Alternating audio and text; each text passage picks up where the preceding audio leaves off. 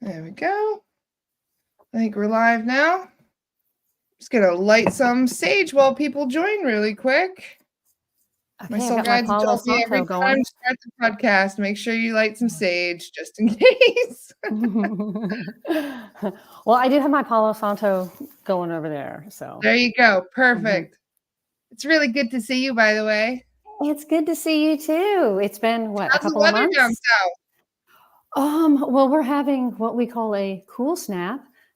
So now it's highs in the high 80s instead Yeah. of high 90s. So Oh, it that's is a nice. cool snap. Yeah. Cool snap.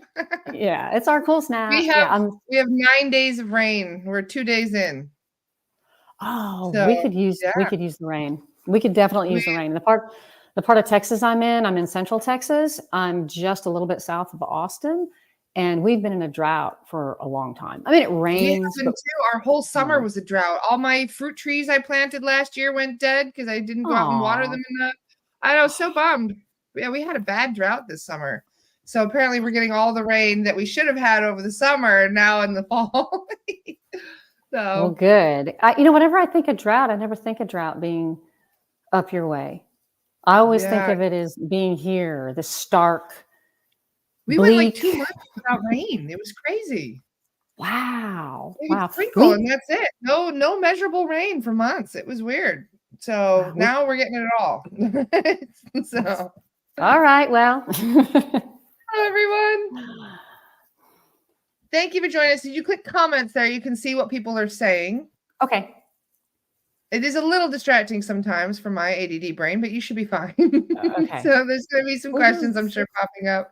Okay, cool. Hello, everyone. Hi, Donna. Hi, Driana. Hi, Lori. Hi, Miriam. Hi, Michelle. Chandrika. Oh, wonderful, Michelle. That's good. Maybe things are looking up. Good morning. Hello. Thank you for joining us this morning. This is my wonderful friend, Mary, everybody. I'm so excited to introduce you to Mary. And Mary's in Texas. I am. Yeah, there's quite a lot of people that follow our page from Texas. Oh, that's cool. I'm in a little tiny town, if y'all didn't hear, just south of Austin. So nice. Yeah. And I'm staring out at a giant cow pasture. I don't see any cows out there right now. But yeah. How long have you been in Texas? I've been in Texas off and on since 1977. Oh, wow. Nice. We moved when I was 12 from Louisiana. Oh, very cool. So, yeah. So I've been here. I love your furry friend that you got there too. We just had a peek. Well, Pippin, that's little Pippin, and she just wanted to get down. I guess she just wanted to see what was going on. It wasn't as exciting as she thought it would be. So she left. Now she needs lots of pets. Yeah. Cool. My lap is her home. No matter what I'm doing, if I'm sitting at a desk, and she wants to put her head under my hand when I'm typing to remind me that there are more important things than sitting in front of a computer, right? Yeah, we have a lot of pets that like to get involved in the podcast. They're always clicking, right, Michelle? They're always clicking something on the screen. Love it. I've got 3 dogs. We'll see. You've been quite busy though with the amount of work you've been doing, and I wanted to kind of get a basis though, so people get to know you a little bit. So I guess we could start about your spiritual awakening a little bit and some of your background. Sure. Well, I am a dating and relationship coach. I was a dating and relationship coach pretty much only for women. And then I started a YouTube channel in July for women. And it was men who were responding to my videos, who were commenting, who were subscribing. And I was blown away because the videos are geared towards women. The language I use, everything, it's all about women and how to relate to men in certain ways. Right. And so, but the men were just eating it up. And I have to say, there were a lot of negative comments about not liking what I was saying, because I was talking about why men get in the friend zone, why we women don't want to have sex with men who are too nice. And it triggered a lot of things in men. And And so it showed me, okay, this is something that needs to be addressed. And so I started making videos for men, specifically for men. And it's been fun. And it's something that I actually always wanted to do. But I used to be a high-end sex worker. I was an escort, and then I was a madam of a brothel in Houston. And then I also ran 3 different escort services out of different cities in Texas.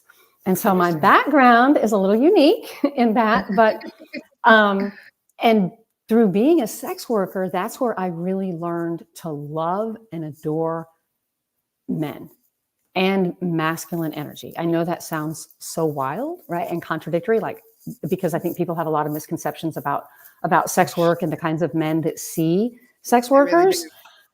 Yeah. And I mean, it's understandable, right? Because it's kind of scary for women to think about. Excuse me, thinking that, oh, well, these women are some kind of special breed that have all these things and are willing to do all these things that I'm not. And that's actually that's not true at all.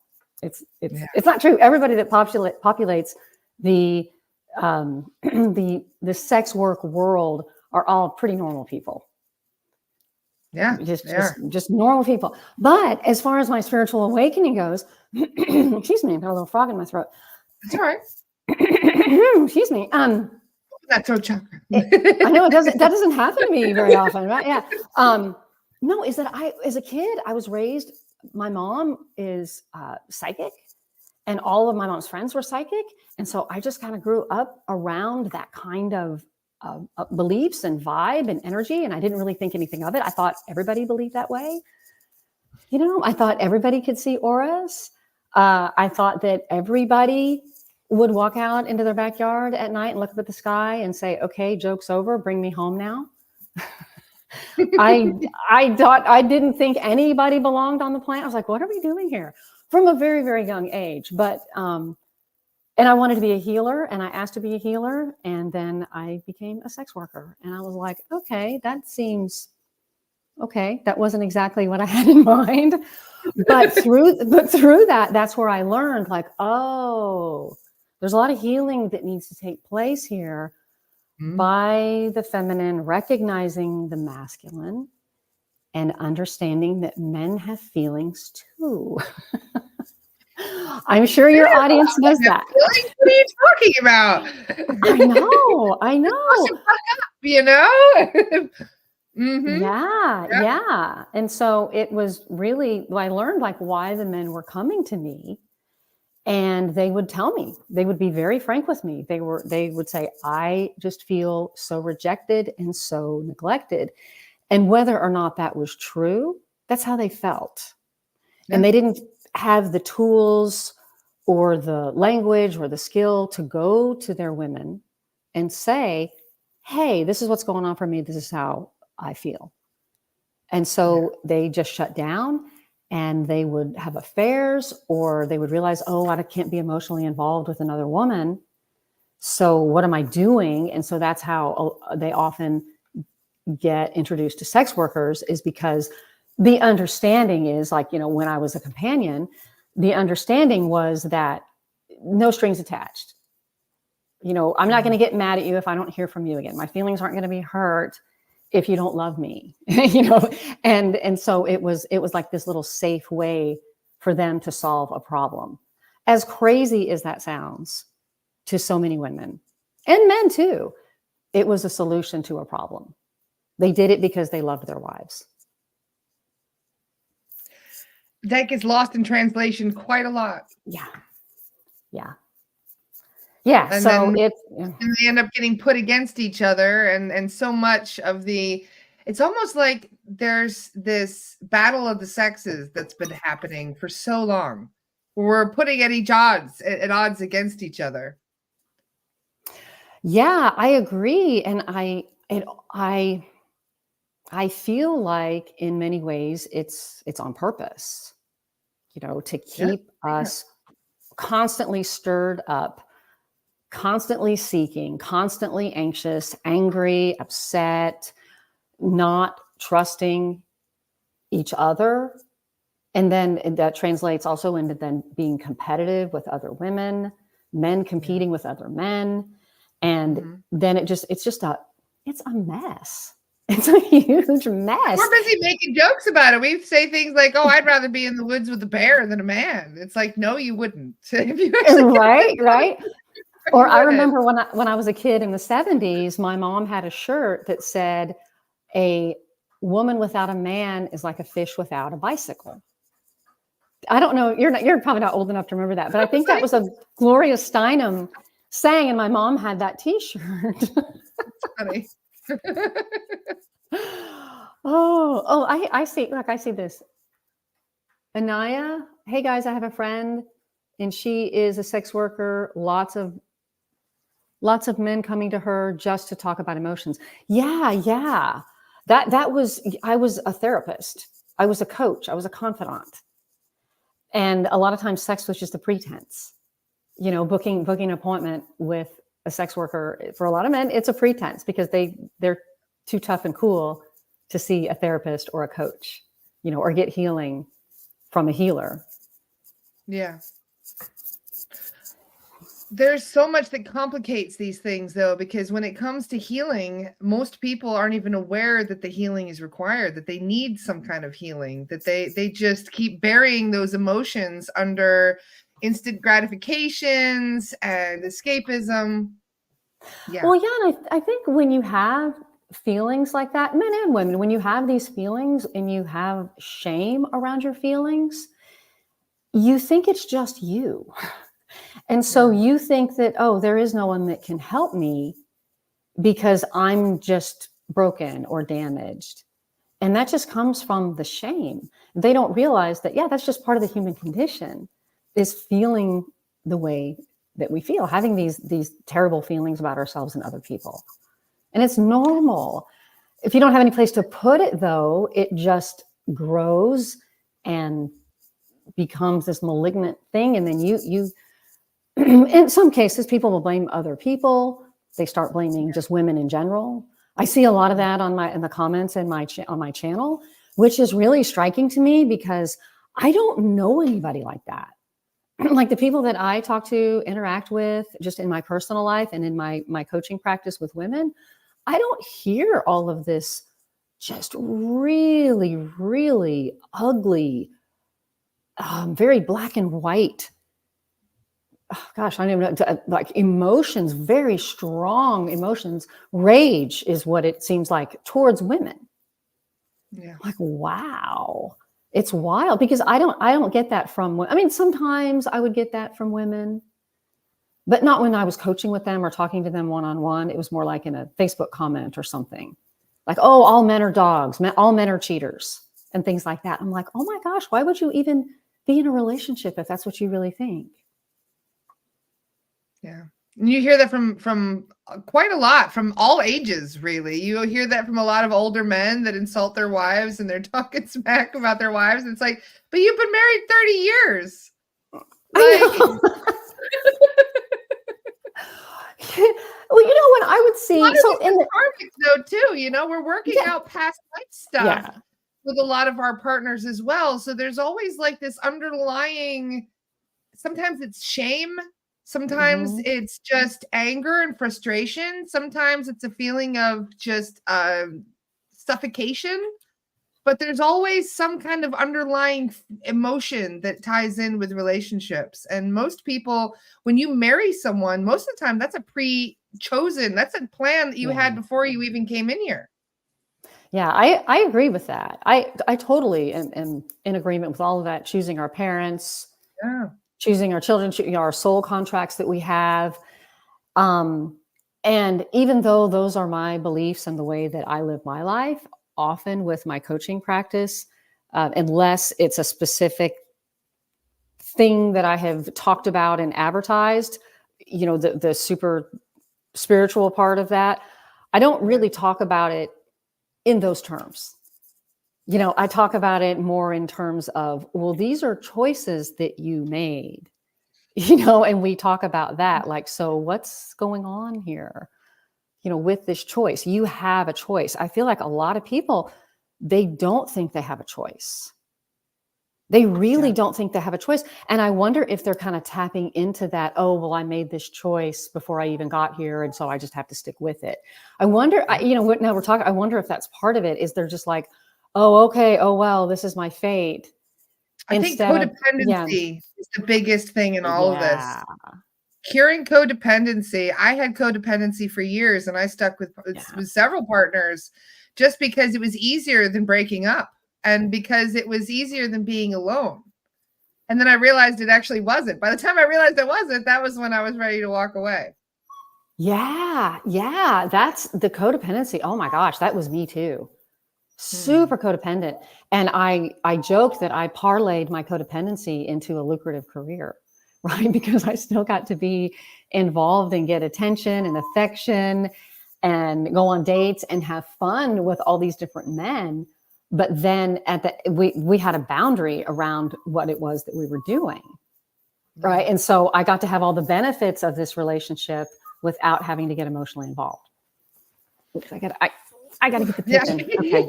There's the Pippin. Sorry. Say hi. Hello, Pippin. Oh. Okay. So, I mean, honestly, and I would like to share, because one of my favorite people that watches the podcast was just explaining a little bit about how they have had to go through this themselves, about having to go through being a sex worker just to survive. And the pain that you create within yourself, having to be that vulnerable and to hit that, you know what I mean? It's something that can take quite a lot to heal. Yeah, I agree. And so my path to getting into sex work was not, I think what you're talking about is survival sex work. Survival, yes. Like that wasn't the case for me. Mine was, I was a single mom of 3 kids under the age of 12, and I was working 2 jobs. And one of the jobs was being a waitress at a strip club. And for a lot of sex workers that I know personally, that is a gateway to having sex for money. Yeah. It's a gateway because you get used to it. You just get used to the environment. So for me, when I got into it, it was a gradual progression of just becoming more and more comfortable with certain activities and being exposed to things. And I was always very open sexually, but I had never even been into a strip club before I was 34 when I got that waitressing job. So that's me too. I started when I was 34, and it just I started working for like I call her a middle-class madam in Houston, and it just took off. It just took off for me. And I was like, oh, this feels right to me. And it was so wild because I would write about it. I would keep a journal because I was like, is something wrong with me? Because I'm okay with doing this. Now, I will say I wasn't thrilled with all the interactions I was having with men, but for the most part, it was very empowering and wonderful until one day it wasn't. And that's how I knew. I was like, oh, it's time for me to move on. But it took me like 4 times to actually quit because I loved the money. I was making so much money and I loved the money and I loved the lifestyle. And by lifestyle, I mean that I hardly had to work and I had all this free time. And I would take all these spiritual classes. I would go to all these seminars and do all these healings and all this kind of stuff. So that was how the path was for me. And I've met women where that wasn't the path for them, but they came out of it because they started to look at it differently. They just reframed their situation because, you could look at it and go, because people are like, oh, didn't you feel demeaned? And I was like, no, I never felt demeaned. Never. Because I would talk to myself and I made a deal with myself. Okay, this is what you're doing. If you're going to do it, do it. If you're going to, you can't complain. It's like, this is not something you can do and complain. You have to like, it's like I have a lot of tattoos. It's like, I can't look at my tattoos and go, oh my God, I wish I hadn't done that. What's the point in that? Right. But I mean, this is a little more, the sex work thing. We can let it get into our psyche. There's a lot of messaging around sex, especially women's sexuality. We like to put a lot of morality onto female sexuality. Well, that's been pushed on us for so long by society and by, in general, just religion. Yeah, big time.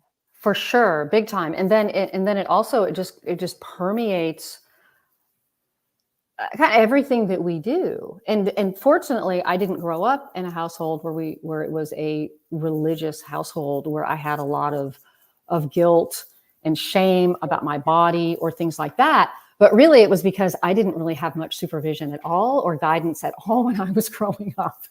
So you kind of like, it was like one extreme or the other. And for me, I had that sense of freedom, but I also felt very lost a lot too. But when I became a sex worker, like back then, because that was in the late 90s, there wasn't the internet. There weren't websites. It wasn't like that. There wasn't a community. There weren't other women I could go to and go, hey, how do you feel about this? What do you think about that? Until a little bit later on, and I would meet other women and that worked for the same madam that I did. And then we would talk about things, talk about our lives, because we had no one in our lives that we could talk to about any of this, because who would understand? That's how we felt. Who would understand? Who would you talk to? People, we were afraid of the reaction of other people. We were okay with what we were doing, but we were afraid to let other people know.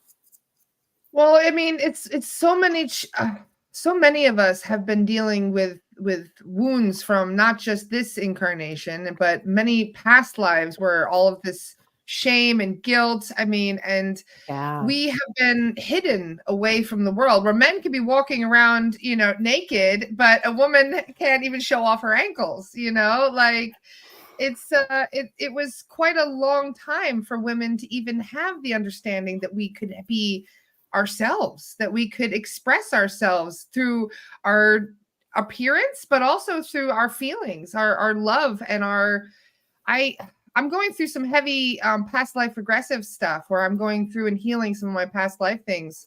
And I found out the other day that I was a nun. And when the soul guide told me I was a nun, I was like, why the fuck would I have chosen to be a nun? I found out last night, actually, that I wasn't chosen to be a nun. I was sent to a nunnery against my will when I was pregnant. And this was during an era when when women were not allowed to choose their future. So I was forced into the nunnery, and they took my daughter from me when she was born and drowned her. Oh my gosh. I found about this last night, and it honestly explains so much about my frustration, the pain that I've been holding within myself, because we didn't have a choice. Mm-hmm.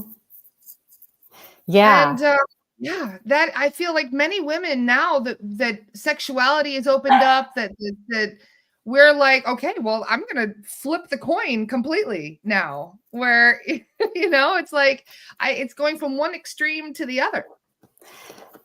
Yeah. And, something else about, even, okay, let's talk about like female sexuality as far as like in the modern era here. It wasn't believed by the medical community that women could have orgasms until like 1955 or something. I'm not kidding. Like, wow. Yeah. And I was like, wait, what? Wait, come on, huh? And then there's also just up until it was the late 90s, women were not included in medical studies. All the tests that you see, and this study on this drug and that drug and this kind of diet and that kind of diet. By science researchers, women were not included in those studies on a regular basis at all. But now they're even not on a regular basis until the late 90s. They made it a law that you had to, and still not even 50% of the research done, women are included. And you know why? Because we're too complicated hormonally with our cycles and postmenopause, perimenopause. It's too complicated. And I'm not trying to have a smarty tone to my voice, but that just shows you that there's not even an understanding of how our bodies work at all. So that's why we're not included in research. It's They don't want to wild. know. They don't want to know. Right? It's a lot. Discovery. It's too much. Yeah. And so and not to like, but so that can kind of give a background to why, like, there can be a lot of shame and a lot of, oh, well, let's just pretend that's not happening. And our periods are called the curse. And, we have all this stuff, and PMS wasn't real, right? Like when I was a kid, it was believed that PMS was not real. And my mom told me that she didn't tell me about PMS because my mom was very open and very, like, really good about body and raised me on, we didn't eat white sugar, white flour, white rice when I was growing up. My mom made everything from scratch. So my mom was very aware of all of this, but she said, well, just in case it was some kind of psychosomatic thing, I didn't tell you about bad period cramps and things like that. And so I was like, okay. I never had them. I think once or twice in my life. So I feel like I've done pretty well with that whole thing. Things have evolved generationally. I mean, women haven't even really been able to have bank accounts your great grandmothers weren't allowed to vote. Like, there were so many things that we are just now getting into, but this is also why men have also kind of taken a back seat, because it's all like we're pulling all the women's stuff out of the closet and shoving all the men's stuff in the closet. It's like, you had your time. Get in there. I'm bringing all my stuff out now. I know. And I mean, I understand the reasoning behind that, right? The feeling behind that. But that's kind of an adolescent, less mature way to behave, right? To just treat men like, oh, well, you've had your time. It's like, have they really had their time? Have any of us humans had our time in modern time? No, we haven't. And I don't know the feelings of some people on it, but it makes me feel like it's just a psyop, right? Like this whole thing, making it where we are conditioned to go against our nature as women, and then men are conditioned to go against their nature as men. And so then how we have this giant mess where men are being relegated to the friend zone by women because they're too nice. Right. And then women are like, why don't I like this really nice man? He'd make an awesome partner, but I'm not turned on by him. Right. Because we're switching roles, but kind of in an incomplete way. Right. Like men have taken on a lot of feminine characteristics. Well, in our mammal animal body, that is not a turn on to us. Right. So when a man is acting more feminine, and unless you have an established relationship, right? They say the same thing about women who ask. Oh my God. Woo, so, right? Absolutely. As a former tomboy who still has tomboy characteristics, I heard a lot of that as a kid. You want to be a boy, there's a lot of judgment. I was a tomboy too. Being different. Oh yeah, I was a tomboy too, and I always had, and still, even not so much now. I'm married now. Just so y'all know, I retired from sex work about 12 years ago, and I've been with my husband, my current husband, for 10 years now. So this is something that's, as far as being available in that way is in my past.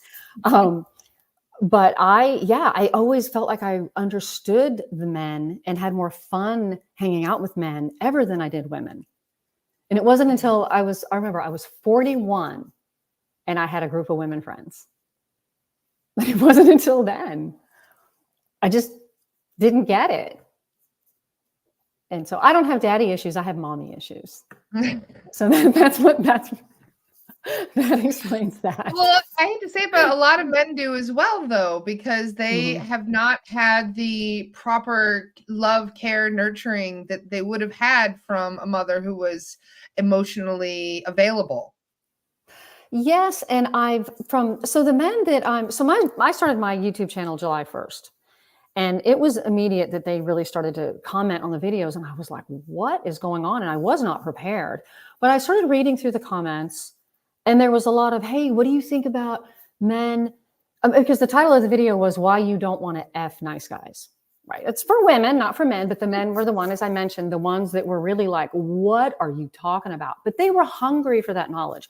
And so they were commenting things like, well, I was raised to be a nice guy. My mom taught me to respect women.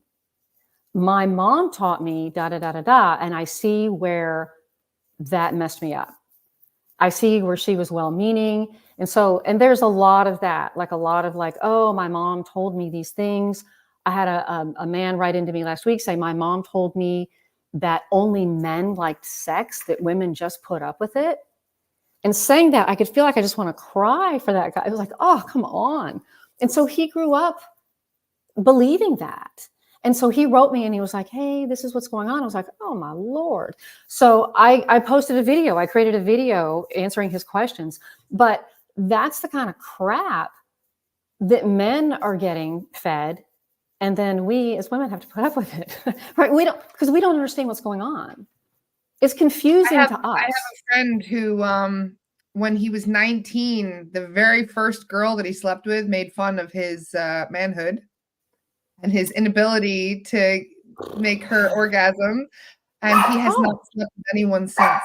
He's now in his 40s. Oh my gosh. He refuses. He is that traumatized over how badly she insulted him that he will not date, and he is fully celibate. And he has no qualms about it to this day. He says he's happy. But are you truly happy if your trauma is taken over your whole life? Your ability to communicate with he doesn't even try to talk to women. His immediate expectation is that they're going to have the same opinion.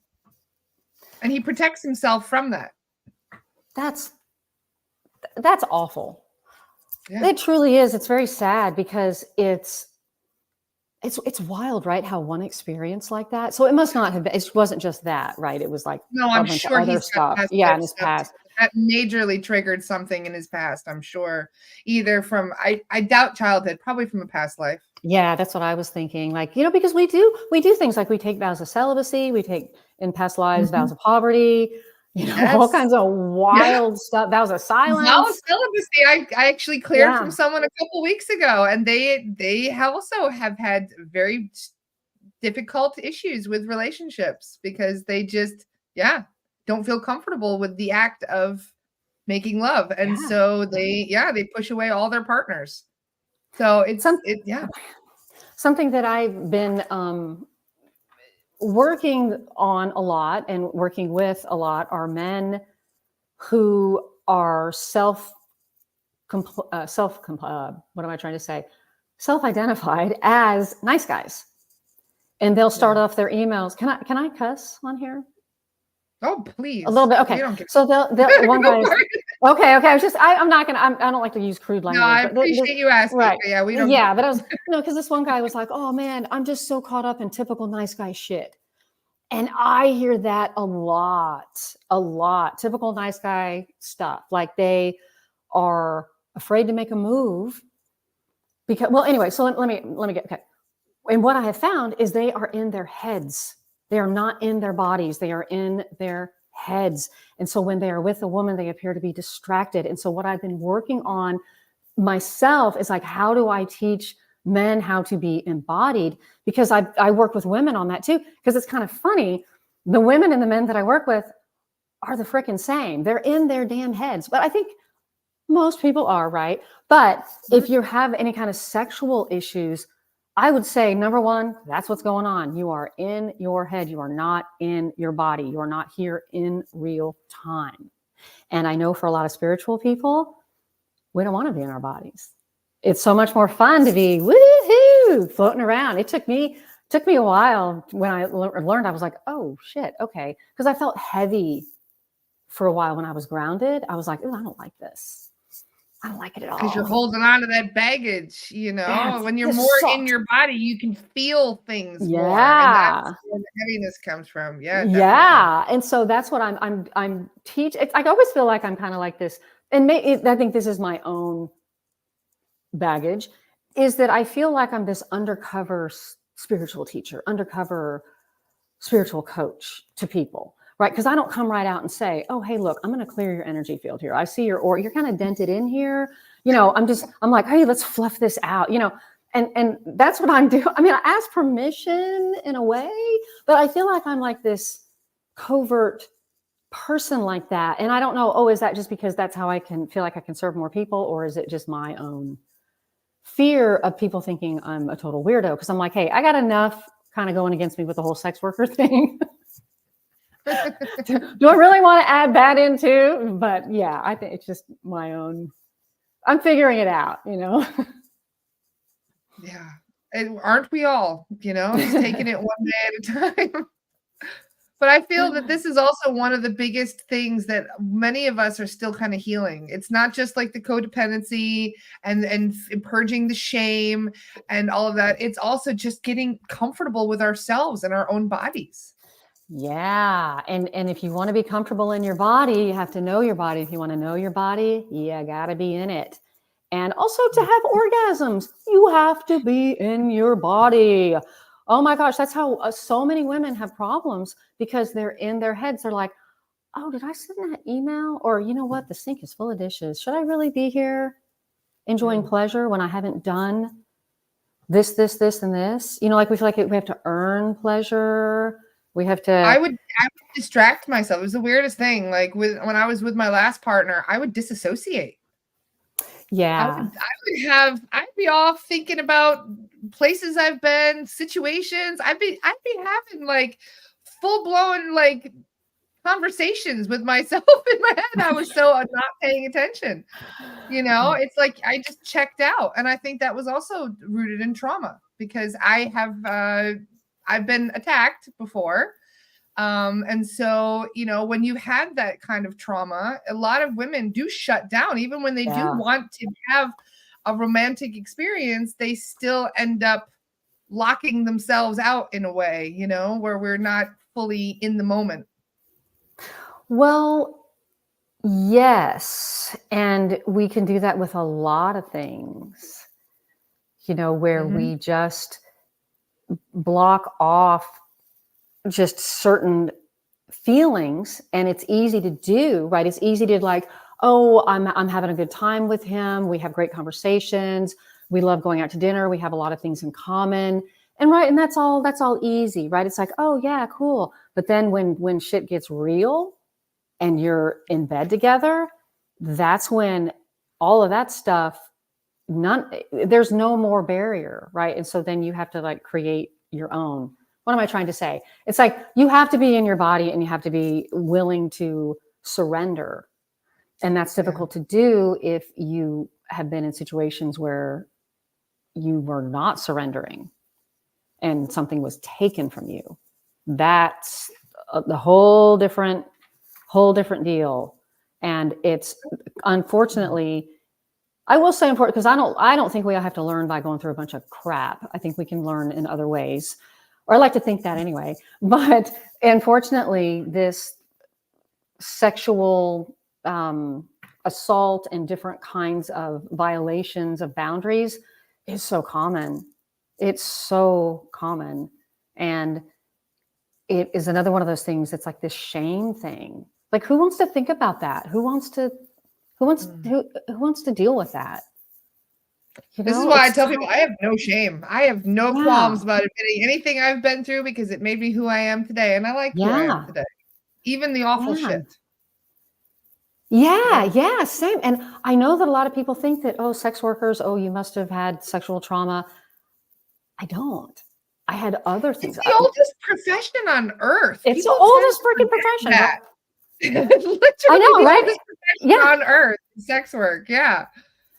And because it's a need. It fills a need. That a visceral, very visceral need. Say, this is something that I noticed in the town. I had a friend of mine who was in sex work for a long time. And she said, we take one for the team. And I didn't understand what that meant. And she explained to me one day, she goes, we keep rape in the area down. Mm-hmm. We actually protect other women by taking care of the people who would eventually get so frustrated that they might try. Yeah, kind of like the low hanging fruit sex offender type people, right? Would be or that was a heavy comforted. thing for her to be able to Yeah. recognize too, to be, to have that awareness of what she was doing and to have that consideration, not just for the men, but for the women in the neighborhood. Like that totally changed my perspective on the work she was doing. Yeah, and that can be an unpleasant fact too when you are Mhm. seeing clients and then you do get a vibe from somebody, not that he's dangerous with you, but there's definitely something that's a little off, Yeah. right? And he's totally respectful of you and the situation, but you just wonder if you weren't Those are the people that so also want healing. accommodating, right? If you weren't so accommodating, what could it possibly turn into? And I think every woman on the planet has experienced that, right? Where Mhm. you're like, oh, if I weren't being so nice, how safe Yeah. would I actually be? Yeah, So definitely. that's part of it too. Um, it's just kind So of there's so much stigma, but they don't realize how much they're actually, an important part of society and have been for thousands of years. yeah. Lots of cultures acknowledge that. Like men would come home from war, and then they would go see the sacred prostitutes or the That's the temple main thing men spent their priestesses. money on after war. Yeah. In pretty much every major war, that has not Mhm. changed. Well, and even after World War II in Japan, they had Japanese women that would volunteer for that Wow. duty because they knew that because they were trying to keep the population safe, the Yeah. American men that were there. Yeah. So So it's there's a a lot heavy of darkness. humanity. This is something that humanity has been sweeping under the carpet in way of discussions for a long time. It's like, if you don't see it, it's not happening. Keep it quiet. Hide it, bury it. And this is Yeah. why there's so much um darkness wrapped around it because it's been put in the dark. If it was brought to the Mhm. light of day, we always joke about why it's not legal. Well, because the government can't tax it, but they do tax it. In certain areas they do. They do. And I used to work for an organization called Decriminalize Sex Work, and it was based in Austin. And that is an organ that works towards changing policy towards sex work and to decriminalize it, not legalize it, because you Yeah. don't want to legalize something like that because then you have the government involved in it. Mhm. And I won't get into that whole discussion here, but because then it takes away the autonomy of the Anything sex the government workers. touches, you're doing. Ugh, I know. I'm no, thank you. Well, because then they put all these regulations on it, and then the whole idea. Every woman that I know who is a sex worker, I don't know very many men who are. So I'll just say women, but it's part of the whole deal is that you're this free spirit. You work when, where, why, and how you want. You charge what you want. You do what you want. You don't do what you don't want to do, and that's the spirit. So I just can't even imagine that would be something that would ever. Well, it would never happen here in the States anyway with our government. Yeah. There's no way. But that's a different. But that it yeah. It's because they can't tax it. Also because then it's women using their sexuality and taking agency over that, and that's scary to a lot of men. Keep in mind that a lot of our politicians are their biggest clients of high-end Uh, escorts as well. I Politicians, know. every I time there's know. some kind of a convention, there's no sex workers available. They're all at the convention. Yeah. Well, having lived in Austin and worked in Austin, I know firsthand. And then also, I would travel to DC quite a bit because that was a big, huge market for me Oh, I there. imagine. Hmm. Yeah. So it was, just so it's hypocrisy or Well, as Aaron says, or they're taxed by fines where it's illegal. So if it's illegal, they're still making money because they're still going to jail. They're still taxing still you going to by fines. jail, having to pay bail, all that kind of stuff. Yeah. Yeah. She's right. It's Absolutely. another form of control over women, really.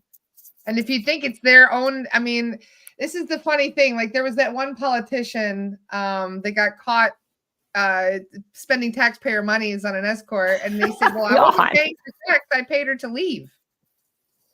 That was his argument to try and I skirt know. around it.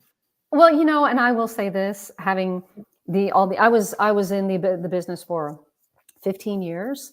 kind of off and on sometimes, but I've never had a man pay me to leave. I've never heard anybody, any other woman that I know say, oh, he paid, that's the deal. That's just That something they like to sound tough and politicians would cool. say. They're being Yep. funny, because Charlie Sheen said that too. Oh, I pay him to leave. It's like bullshit.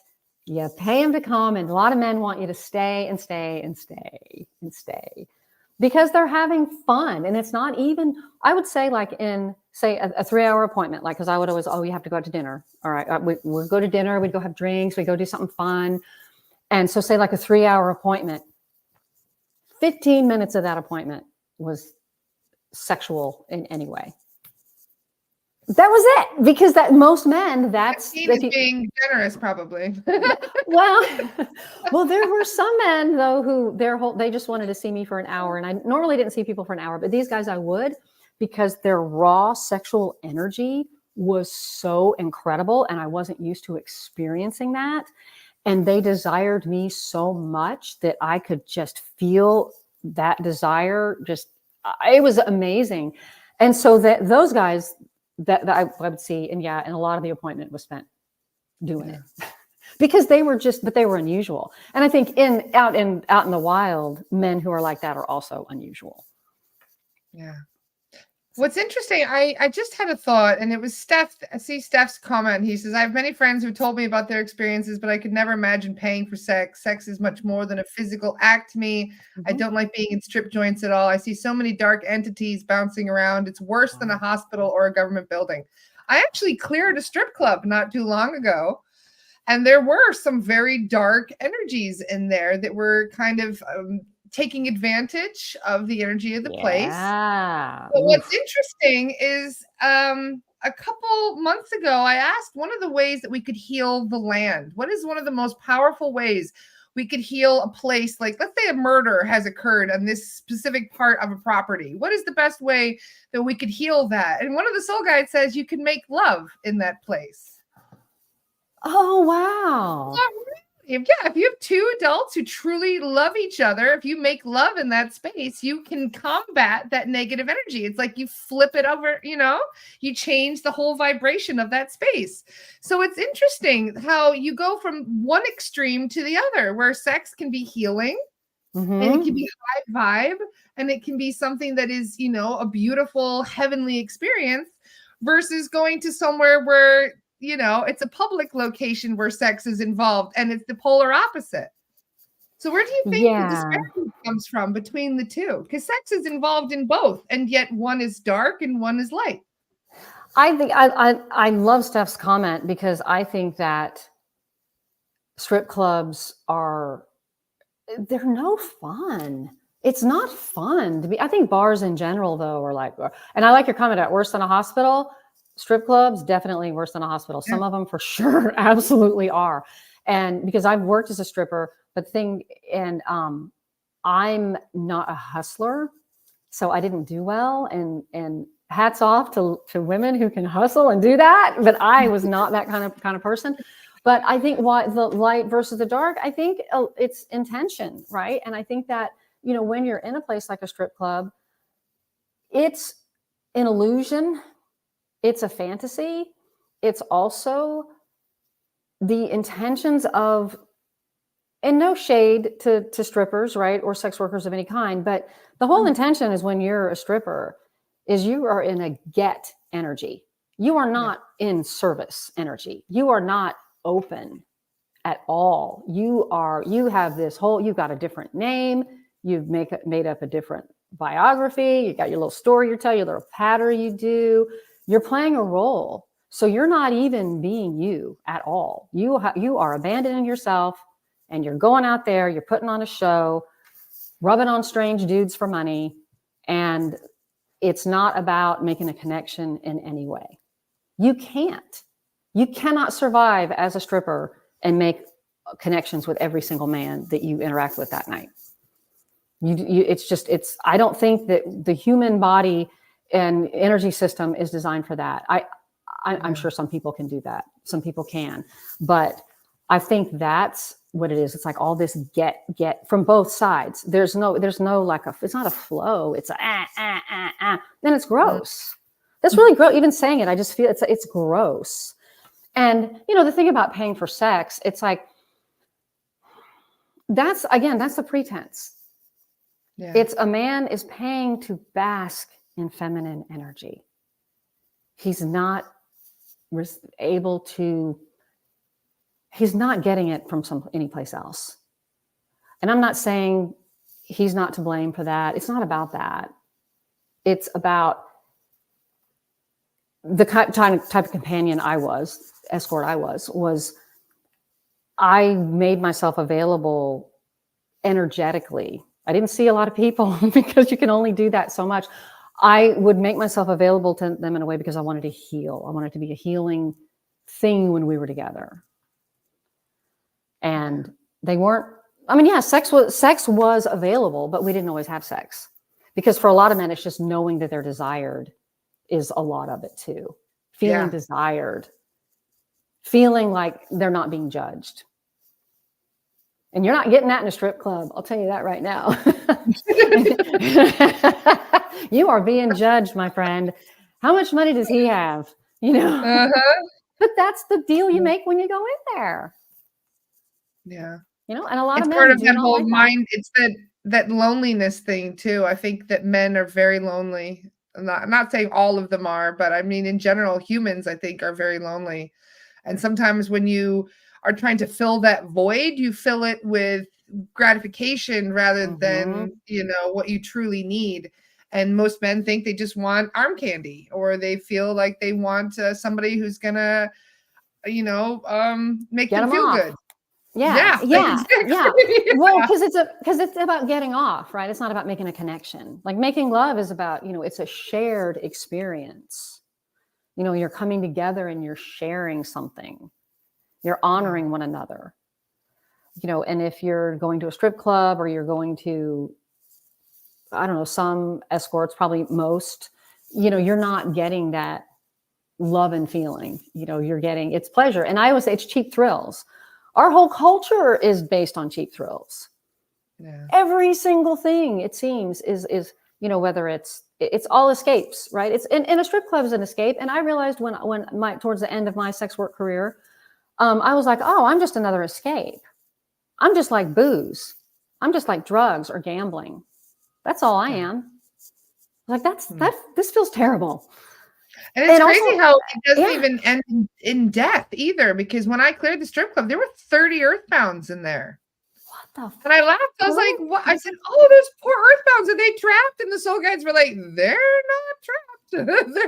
they're enjoying themselves very much." And I laughed. I was like, "Great! Now I'm like the fun police, chasing them all out of there because they didn't need to be in there." Like, no, every one of you, shoot, get out of here. Go home. Like, but they didn't want to cross over. They're like, no, I'm going to stay in the strip club forever. That was their attitude, is, like even in death, they would rather look at titties than cross over. Right? Makes sense. Wow. Makes sense. Well, yeah, right. Well, there's also so much excitement when you walk into a strip club, right? I can remember that, you walk in and you're like, immediately I could feel it. Even thinking about it now, you kind of feel it. I'd feel it in my vulva.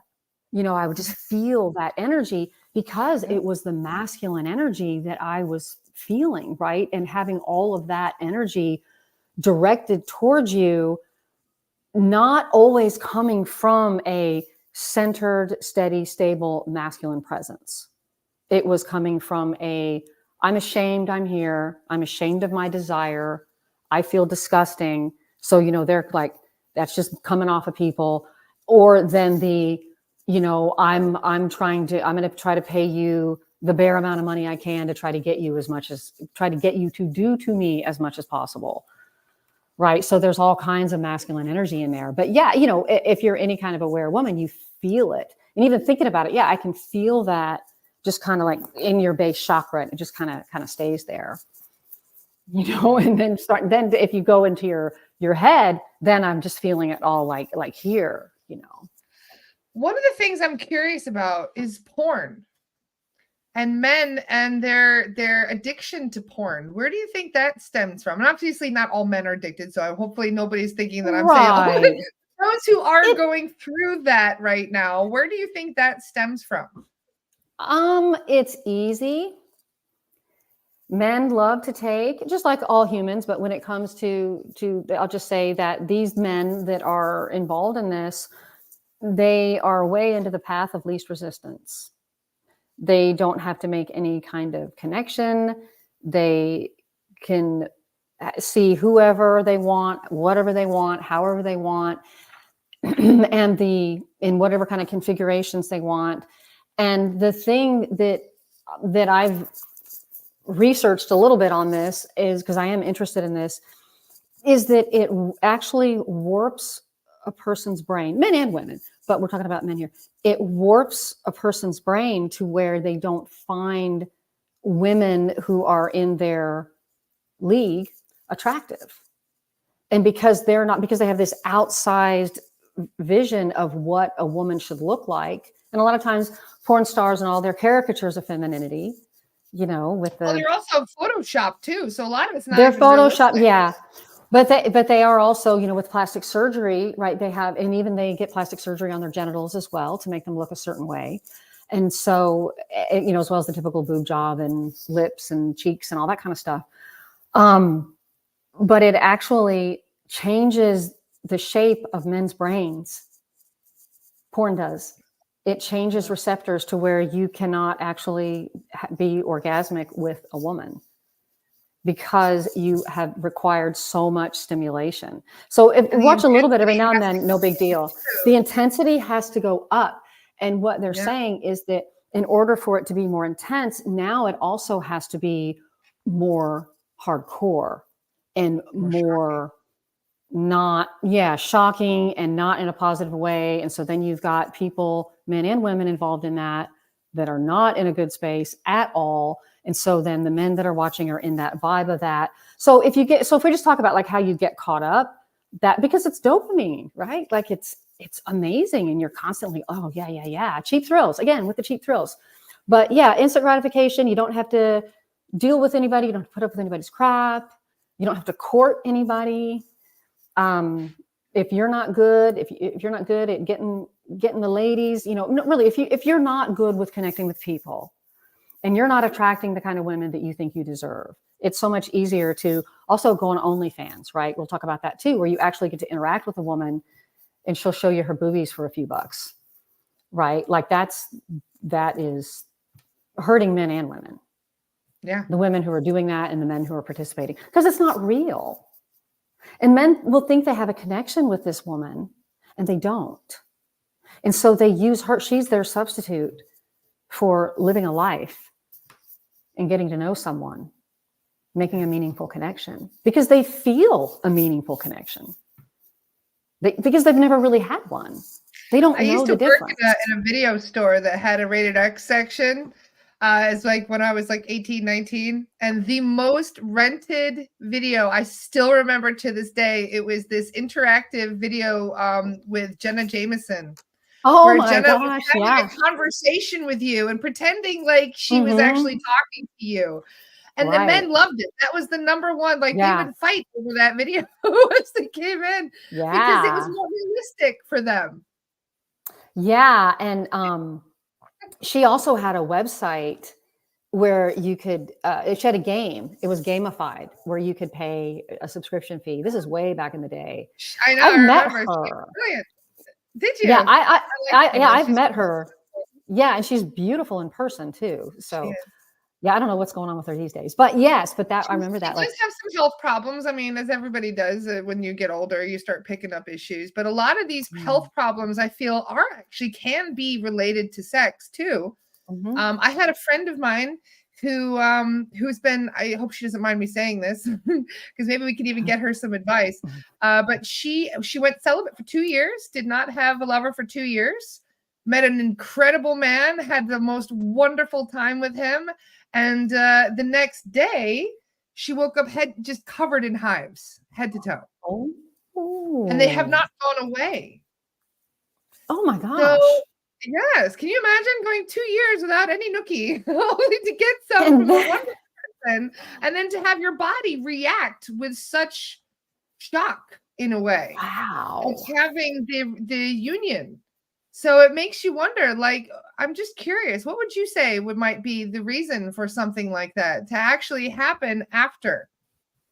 It's like a man It, allergy. Yeah, Michelle. I know, right? Like if you think about like what are skin irritants, like skin, like you have rashes and hives and things like that.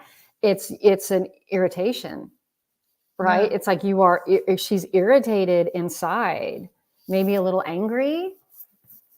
I feel And that many of us, we have so so, much that we bury within our minds that we forget consciously, but our body doesn't forget, and it will oh, remind us in many ways. our body knows it all. Yeah, yeah. And that was my first thing I thought of is like, yeah, I mean that's wonderful, good for her. It's hives suck, itchy, and all that.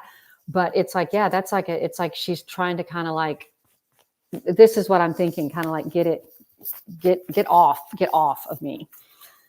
It's gonna take some time to get back into the swing of things. Unless she has some crazy latex allergy, I don't. Right, but again, But this but is the the same thing thing, like applies. we go through so much Mhm. without especially when you have that time alone and then you really miss having a partner, and then to bring that back in and your body just reacts with trauma. Like I've had similar experiences myself where I went quite a long time without, because I had just gotten out of a horrible Mhm. marriage, and the next person I kissed, I immediately felt sick to my stomach. Like I was gonna throw up all over him. I was like, what is happening? Like That he's poor so hot. guy. But my body immediately was like, like I think it might, now thinking back, I'm wondering if it was a vibration change, Yeah. like if my massive difference in vibration, if your body will immediately react, or if it's my body just going, nope, he's not the one. He's not the one, right? Immediately. Having somebody in your space, too, like literally, you know, it's different. It's tough, and that's what I'm thinking. I know somebody commented in here, autoimmune response sounds like an autoimmune response, but yeah, but what is an autoimmune response? Right? It's Yeah. our body fighting us, right? It's our body fighting itself. So Yes. it seems like there's a little more. Yeah. Yeah. It sounds like it But can it's be just, worked out. It can it's be worked interesting how out. these things, how we react without even being consciously aware of it. There was one lady, one of my favorite stories about Dolores Cannon, one of her students, I'm not students, clients, had a very bad wheat allergy. She could not be around baking bread. She couldn't be anything, no wheat whatsoever. And then when they went into a past life, she was actually raped and murdered in a wheat field. Oh my God. Wow. So now we find out that her body, she doesn't remember it. It was a past life. But every time she goes near wheat, her body would react and have hives all over. And she would feel very Understandable. unwell. So it's crazy how much we hold on to things within our physical body, and we have Yeah. no recollection whatsoever of what actually occurred. Yes. That's, oh, sorry. If you can hear No, the you're perfect. Pippin barking, I don't know what she's barking at, but she's just being a chihuahua. That's what they do. Um, yeah. And I know a lot of women. So I'll just say this about me. Me and other, like I had a few close girlfriends that were sex workers, right? That's how we met each other. We would, get together, have our little mastermind meetings, and none of us had ever had urinary tract infections, yeast infections, bacterial infections, any kind of anything ever. And never had difficult periods, never had, like so many things that I know that friends of mine have, relatives of mine have had. And I always thought that was really interesting. And I thought, oh, is it because we're owning our sexuality? Is that what's happening here? Or was it because we're like, oh my God, I can't get that because if I do that, I can't work. I mean, either way, right? It was a mindset thing. And I know that they say if you get a lot of urinary tract infections, it's because you're pissed off at your partner or pissed off at men. I believe it. You transmuted it to the point where you Mm-hmm. didn't have those kind of reactions, and that's a beautiful thing, that your body can be so at peace with the decision you made, whereas many other times our bodies will fight us and be like, nope, Oh, I'm yeah. not doing it. Oh, yeah. Well, I mean, I had in my personal life, I would have men that I was like, kind of like the reaction with you. I was like, wow, this guy's really hot. He's cute. I like him. And then, you know, he goes in for the kiss and I'm like, oh, no. Yeah, but I have to admit, I would kind of go through with it because I didn't understand what was happening. And I was like, what's going on? You know, just kind of checking in with myself. What is this? What is this? So that, yeah. I've had more stupid experiences in my personal life than professional life, for sure.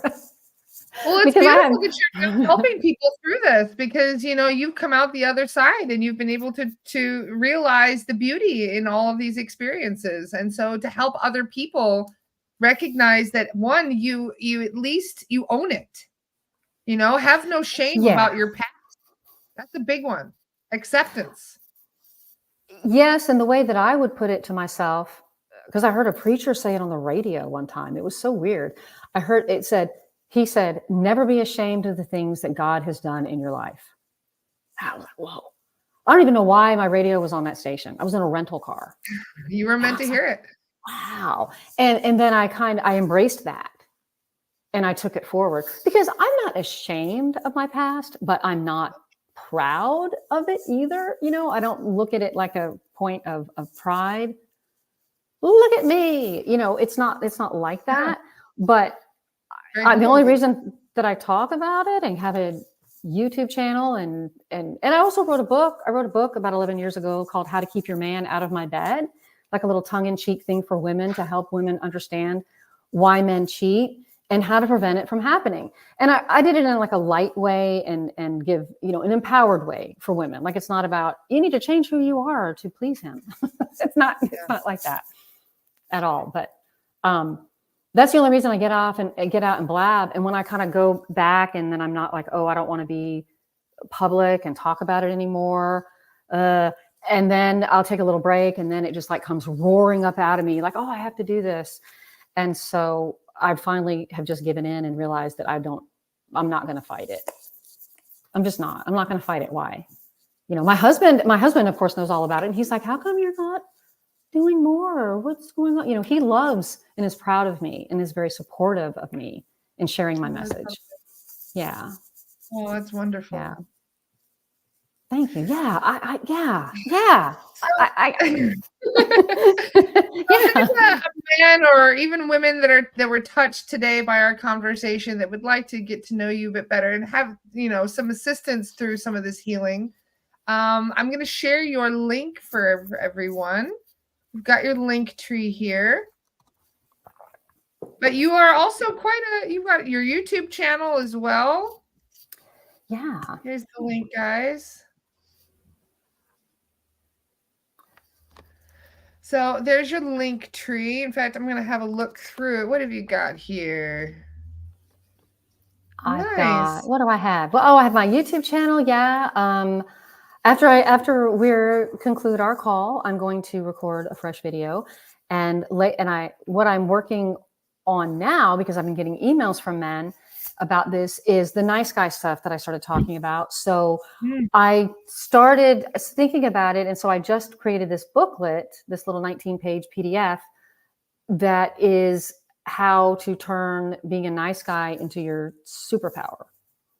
Because men who are nice and who are more sensitive, those are the men that we want. They are. They're the ones Those are also the men that the establishment find threatening. Yes. Because we get together with those men, we are unstoppable. But if we're in these contentious, shitty relationships, then we are all divided. We're all over the place.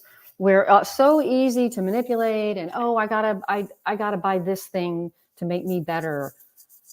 I've got to buy that thing. I need to watch this. You know what? Forget it. I'm just going to watch this 5 hours of this stupid streaming service, or I'm going to go get drunk.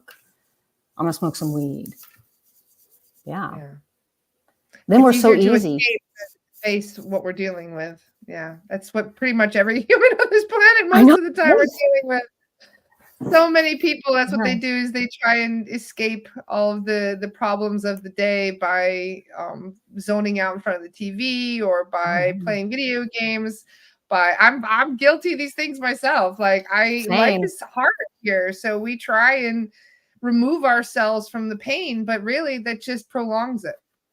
Oh my gosh, right? It does. And that's hard to admit in a way. I mean, because I go in phases where I'm like, oh yeah, and everything's great. And I'm just like grooving along, grooving along. And then it's almost like I hit a wall. I'm like, oh, I'm just going to watch this Truman Capote thing on Yeah. Hulu that I'm watching right now. Like, David and just it's says the talk of all this makes you want to go home and smoke a big fat joint. right. You know why so much of us, and this is funny, I asked why I like cannabis so much, and one of my guides said because it ungrounds you. It takes you out of body immediately. Oh, The more grounded you are in your body, the more you can feel pain. The more, so that's why we drink alcohol and smoke and yeah, all of those things. It removes ourselves from our body. We have less pain then, we have less stress. We're not thinking about all the things that we're upset about as much. So right. that's more escapism for that Well, reason. that's porn. That's also overeating. That's Hmm. also staying busy, Yeah. gossiping,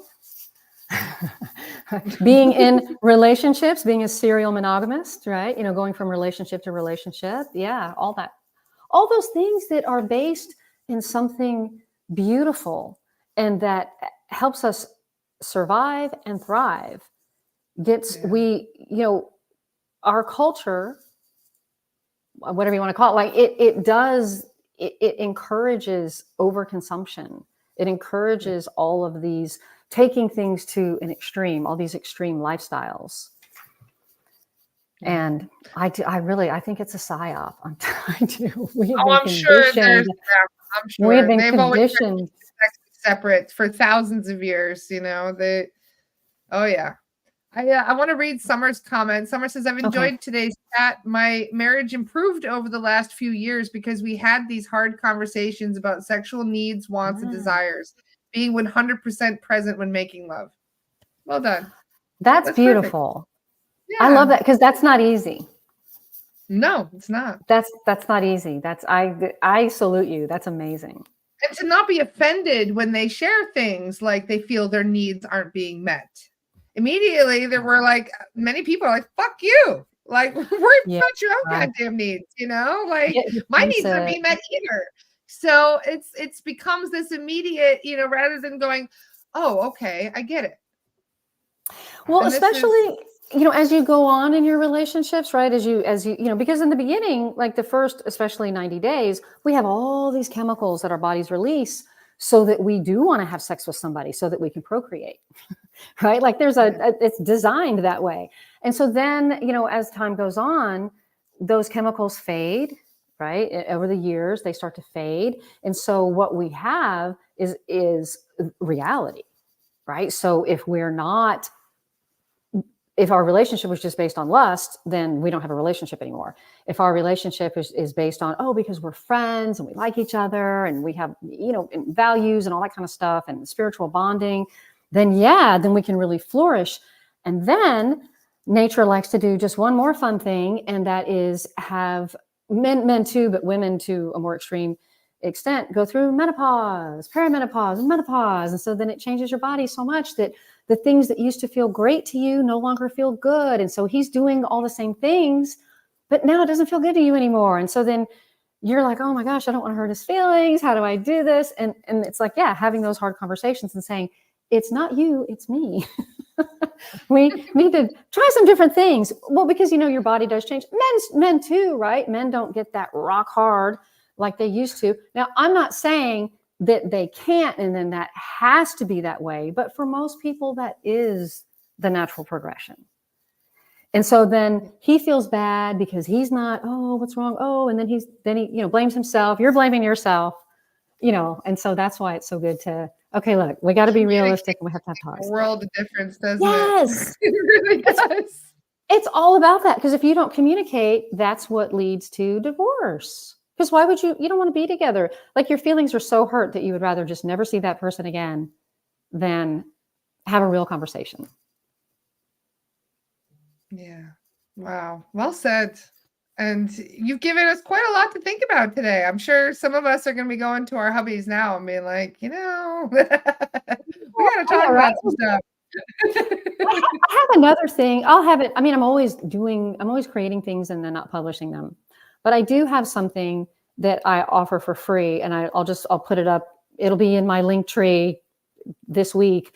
It's how to get your sexy back, and it's for women. And it's just like, all the reasons why, different changes, not just in your body, but also in your mind and your relationship that can cause you to lose sexual attraction. And a lot of it is about communication. Not all of it, but a lot of it is about communicate, because we just don't want to state our needs. Yeah. We're not taught to.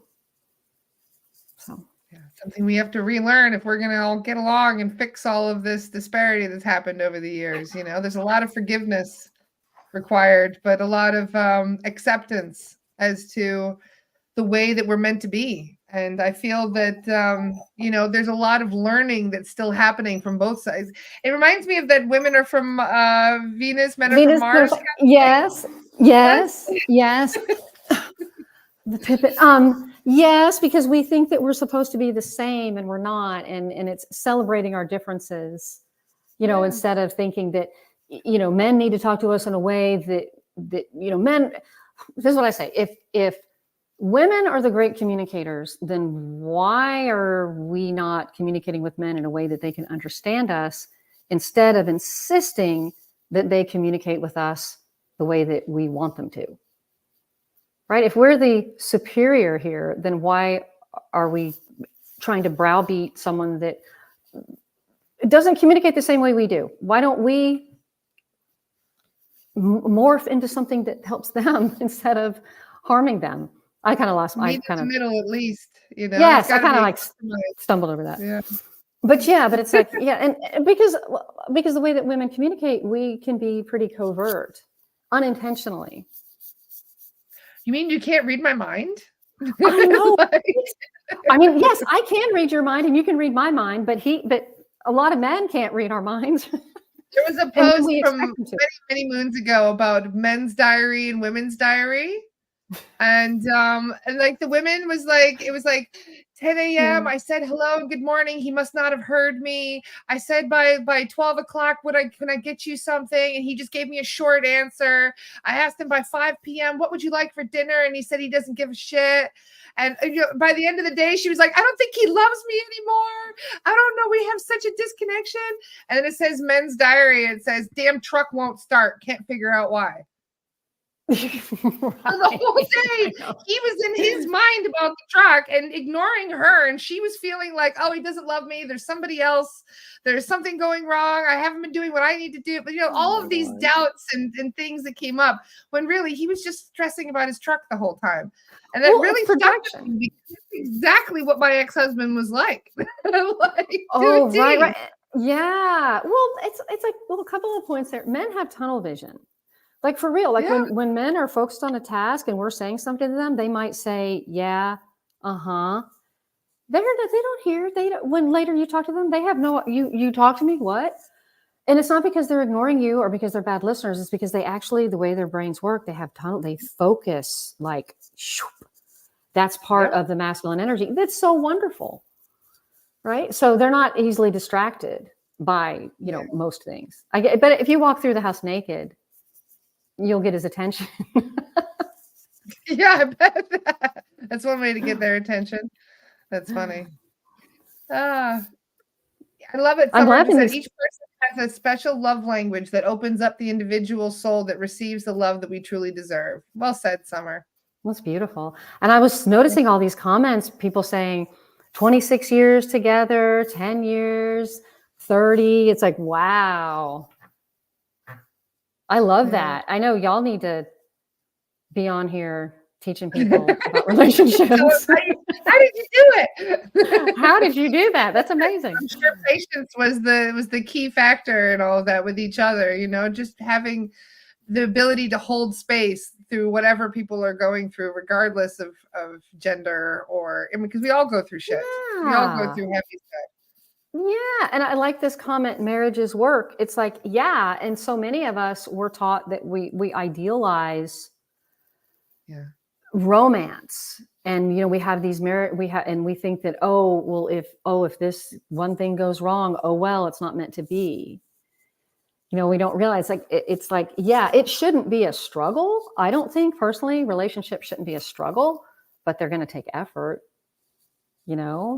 Because I think struggle implies that you're not in alignment. Yeah. Humans in general, we take effort. We really do. Oh my Yeah, we gosh. humans are complicated. We got a lot of baggage and little things that we do. We don't even know why we do them. I know, right? I know. I was listening to this male dating coach the other day, and he was saying women want to be understood. And I was like, no, we don't. Because, because when I thought about that, and my first reaction was like, no, we don't. We want to be felt. We don't want to be, because understanding is a mental concept. Like, that's a mental construct, right? We want to be felt, right? We want to be seen. We want to be heard. And I say, we want to be seen. We want to be heard. We want to get laid. Like, that's one of the things I say. Because we all do, right? Unless you're celibate, but that's what, like, most people are wanting. And so when he said understanding, I was like, I don't even understand myself. Why would I expect my husband? That is why so many relationships don't work, though, because if you don't understand yourself, how do you expect somebody else to? I know, I don't. I would never expect my husband to understand. Like, I don't know all my motivations. I make up a story about them. I certainly make up a story about why I did what I did, but Oh man, well, there's just so much life experience that comes to these things, and that's the part that we have to really embrace, is just understanding why we've experienced what we went through and what it was meant to teach us, so we're not repeating patterns and going through the same stuff and cycles, because a lot of us are also adopting what we saw our parents too. Yes. Because we learned from the relationship that our parents had. And I still remember early visions of my parents just hugging in the kitchen. And I was only like 5 or 6 years old, but it's a core memory of my mom just giving my dad a huge bear hug when he came home from work every day. And little things like that will hold on for the rest of your life, So all these infighting, this is the whole reason why my son's father and I broke up, is because I didn't want his core memories to be negative. Because we fought so much. Yeah.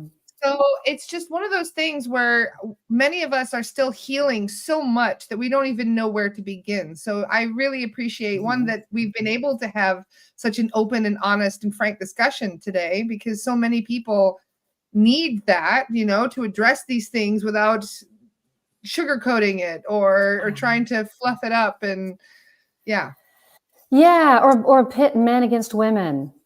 Yeah. That too, or blame men or blame women. It's like, no, we're in this together. Come on, y'all. We're in this together. That's